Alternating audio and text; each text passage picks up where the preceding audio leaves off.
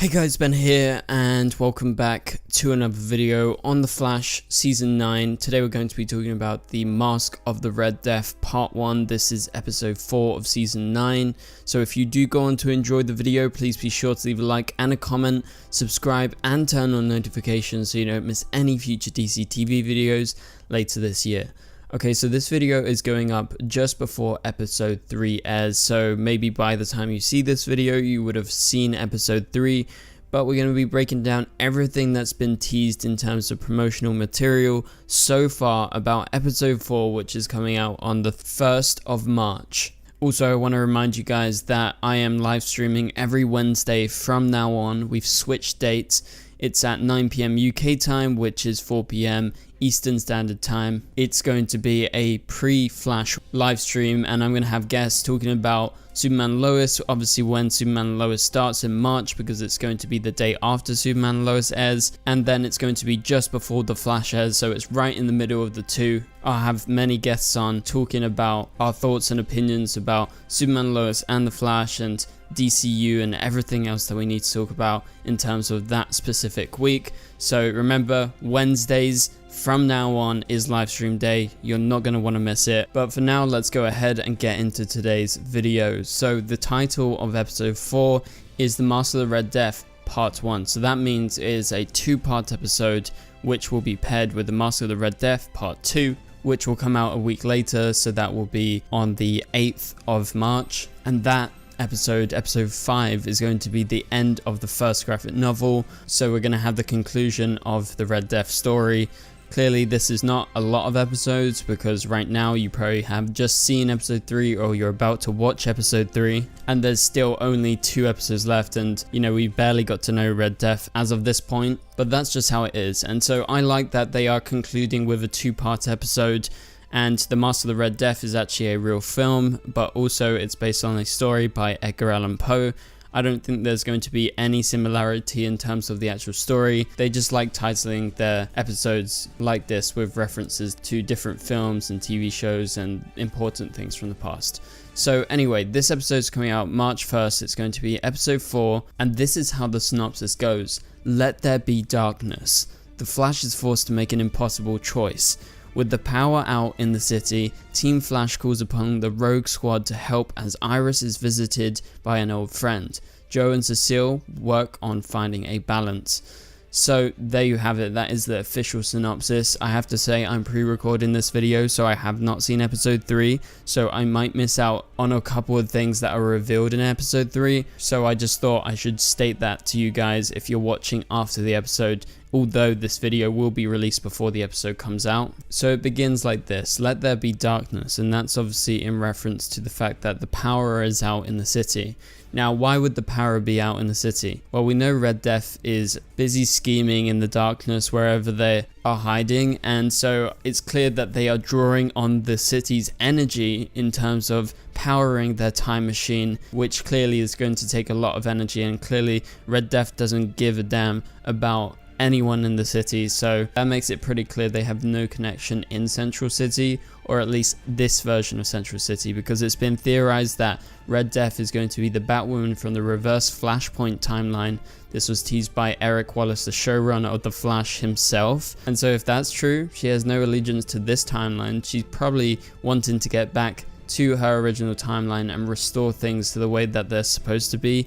Barry messed up that timeline at the end of Armageddon, and so she does not care about this timeline or Central City in general. So that's why probably there is going to be darkness in Central City, because they are drawing upon the energy of the city. So the synopsis goes on to say the Flash is forced to make an impossible choice. I don't know what that impossible choice is, but clearly it's a decision in regards to Red Death. Maybe this could include some sort of sacrifice that Barry has to make, potentially with Red Death gearing up to enact their plans. Barry might have to sacrifice himself and probably run after Red Death as they try and time travel to correct things to the way that they want to correct it, and Barry is definitely going after them if they do succeed with their plans. So that's one theory. I don't know if you guys have anything else. Maybe when we see episode 3, we're going to get some more insight as to what this impossible decision is. So Team Flash calls upon the Rogue Squad to help as Iris is visited by an old friend. So the Rogue Squad is going to be the Hotness, Goldface, and Pied Piper. I love that they're calling them the Rogue Squad, not the Rogues, because obviously we are calling the minions like Captain Boomerang, Murmur, and the Fiddler the Rogues because they're working for Red Death, and they're the actual Rogues, they're the bad guys, and this Rogue Squad is helping Team Flash to stop these other Rogues. But as I mentioned before, Iris is visited by an old friend. Now, who could this old friend be? I was talking to Paigey about this on my live stream just the other week, and we really weren't sure who this old friend is because apart from Linda Park, Iris doesn't have too many old friends on the show. A lot of the friends that even showed up to her wedding were people that were Barry's friends, or they were superheroes that they kind of met together, and they haven't really formed a strong relationship apart from the people in Team Flash or the people that work at CC Citizen Media. So those people are normally around, so you wonder who that old friend is. Could it be Linda Park? I guess there's always that opportunity that it could be her. However, I feel like this may be a little bit misleading. I feel like this is actually Sue, because even though Sue and Iris have been friends for a while now, it's still not long enough to really call her an old friend. But I feel like that is the best option that I have that I can theorize about, and I feel it's pretty likely that Sue's going to return this season. So I think the old friend is actually Sue, and I think it's a little bit misleading and that they may be overemphasizing who it could be, because obviously when people hear old friend, you think, oh my god, the Flash season 1, the Flash season 2, like who could it be from way back when? And so for now, let's continue with this. Joe and Cecile work on finding a balance. They're going to be finding a balance between Joe moving away and Cecile potentially wanting to stick around in Central City as she struggles with the idea of leaving the city or staying in the city, because she thinks she is a hero and that she could actually do some good. So this story has obviously been spawned out of Jesse L. Martin downgrading to a recurring character this season, because they need an excuse to not have Joe in every single episode like he has for the last 9 seasons, and so moving away is clearly their best option. And logically, you would think Cecile would go with Joe, considering that they still have Jenna, and Jenna is very young, so it would be kind of crazy to leave your child at such a young age. But it's a TV show and we've not even seen Jenna before, so they're going to try and make us think, oh, that's okay, and she has powers, so she must stay in Central City. But at least they're going to try and find a balance to show that she's not completely neglecting her child, which I feel like is a little bit iffy, and so she's gonna definitely come up with her reasons. Alright, so that is the Mask of the Red Death Part 1. That is the synopsis breakdown. So this is coming out next week on March 1st. Let's go ahead and break down the photos for this episode which have been released. Again, this is episode 4, the second to last episode of this graphic novel, and then after the graphic novel we'll get some interlude episodes. We'll potentially be seeing Nicole Maines' Nia Now alongside Iris in one of the episodes coming up soon, and potentially The Flash as well.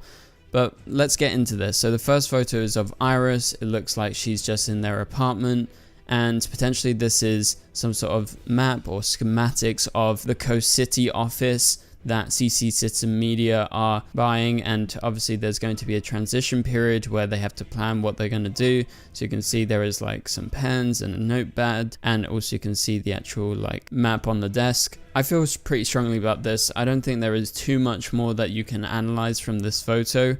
I don't think Iris's face says too much, she's just concentrating, and I'm pretty sure this is just going to be like a recurring thing until they actually get that Coast City office. It would actually be very neat if, say, Joe moves to Coast City and Iris has an office there. They can kind of bounce back and forth, and you can see Joe in a different place and Iris in a different place. But let's move on to the next photos. Back at Star Labs, Allegra and Chester are talking to someone else because they are both looking off screen. I presume this is Barry, and they are deep in conversation. This is in Chester's lab. You can tell by the technology around and the Martin Luther King photo. Not much more that we can analyze about this apart from the fact that Allegra is wearing her hero getup, so maybe they have just come back from the field, or potentially they are about to go into the field. So if you look at the next photo, Allegra is not wearing her outfit, she's just wearing like a casual everyday outfit. So this is probably before, and then that photo we just analyzed was probably after, as she was needed out on the field. And so they're just looking at the computer with Chester. But most interestingly, we have Snow on the left. Obviously we're all excited to see exactly what they're doing with Snow this season. They've said her name is going to be Snow for now, but her full personality is going to be revealed at a later date, so I look forward to that. I have to say, Danielle looks very cool. She's not like super hippie like Frost. Well, I guess Frost is a bit more out there, but the clothing is not really Caitlin, kind of Frost, so it's still like in the middle between the two of them. Okay, so the last photo is in Chester's lab once again. We just get a different angle, him on his high-tech gamer chair. I can't really make out exactly what Chester is doing on the computer. It kind of looks like a satellite, or potentially it has something to do with what Red Death is building. Maybe they've actually found out something to do with the schematics of Red Death's time machine, but I can't be sure as of right now.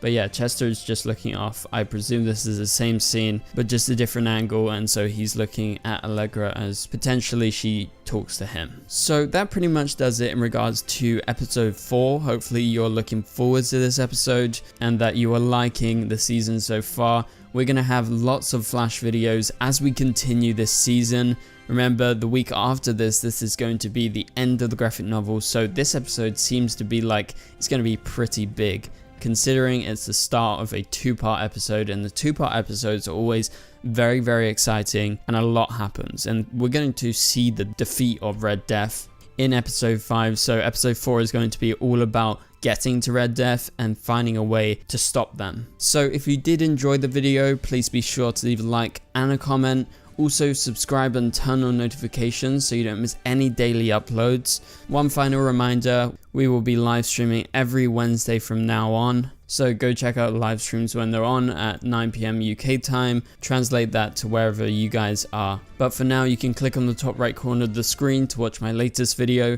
and I will catch you guys later. Goodbye.